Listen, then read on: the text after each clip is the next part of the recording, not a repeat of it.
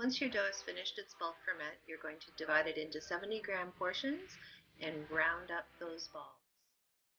One technique is to circle on the counter. Another is to take the edges of the dough and fold them underneath so that you get a smooth surface on the outside.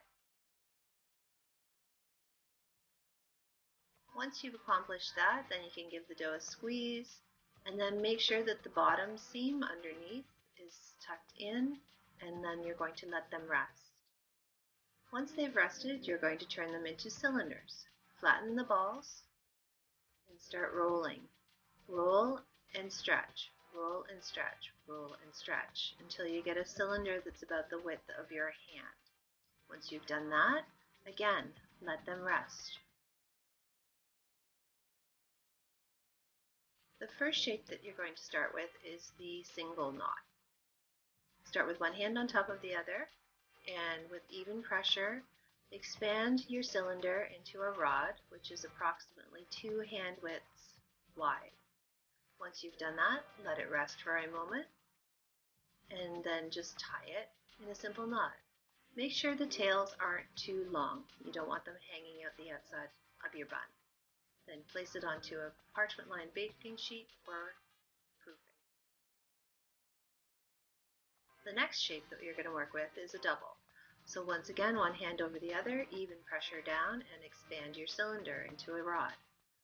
For a double knot, you want it to be approximately 3 hand widths wide. 1, 2, 3.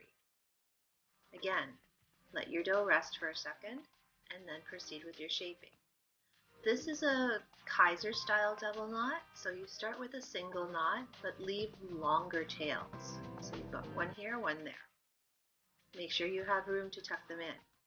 So the top tail gets tucked under and up through the center. The bottom tail tucks over and down through the center to make a beautiful Kaiser style double knot. Once again, place it on the baking sheet to proof. Here's another look, a little bit closer.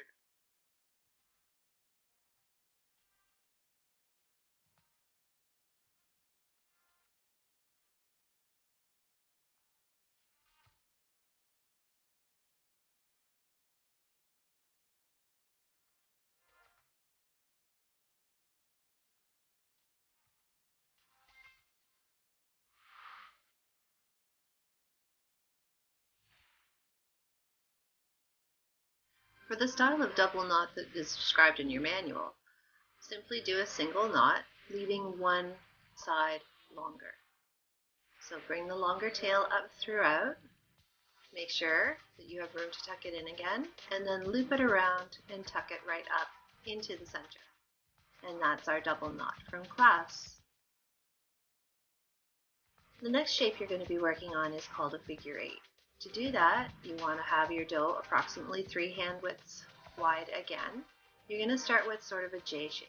You'll lay the top over the bottom piece, bring it around, and then tuck it into the bottom loop.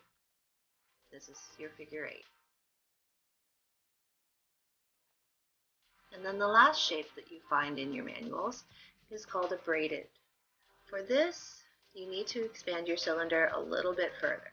So again, roll even pressure down to expand your dough. You never want to stretch it so that it might tear. It should relax easily as you're expanding the dough. If not, give it a rest. So 4 hand widths wide. You're going to bring up into about a J, a little bit further than halfway to make a loop. So just lay it over top, like so. Take the long tail, tuck it through that loop, and then you're going to take that loop and you are going to turn it away from yourself. Take the tail, tuck it into the hole, and you have a lovely braided bun.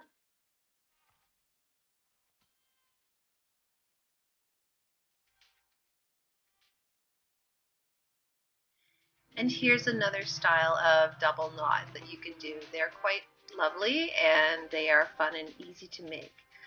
I always call these the dog bones, but basically you've got 3 lengths. You're going to tie a single knot on one side, like so, and then you're going to tie another single knot on the other side, trying not to leave too much of a gap in between.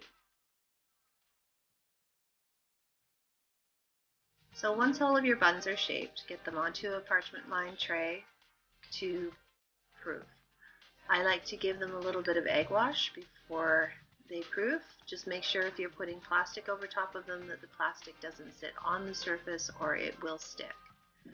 These will be proofed until they are doubled in size, and then they will be baked in a 400-degree oven for approximately 20 minutes.